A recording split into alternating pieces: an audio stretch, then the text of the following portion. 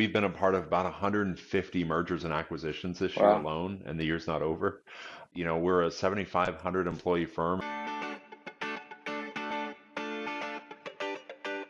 I have like a multi-layered question. All right.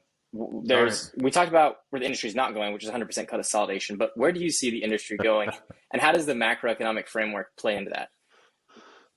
Dentistry coming out of COVID was so resilient, right? So many people, and that was even the messaging on this client call I referenced earlier this morning. Coming out of COVID, there was pent up demand. There was a lot of excitement getting back to doing some normalcy.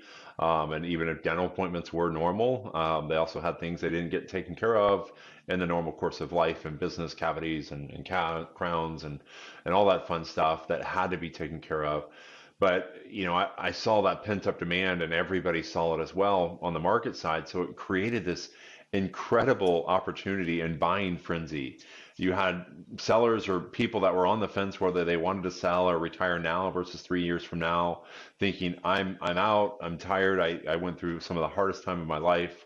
And making sure my employees were paid for or laid off or paid or a PPP and idle and ERTC credit, all these different acronyms that they lived through. And then, the market's saying, wow, they came back and bounced back immediately. So even in the hardest times, this is still an incredible asset. So what's that led to is we've been a part of about 150 mergers and acquisitions this year Wow. alone, and the year's not over.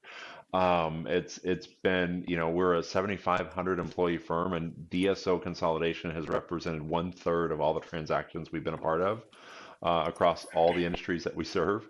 So it's been a fever pitch on that. So as I look to 2022, there are a lot of deals that aren't not going to get done in 2021 that are already getting pushed to 2022, Q1, Q2 into next year. And so I see that pent up demand continuing.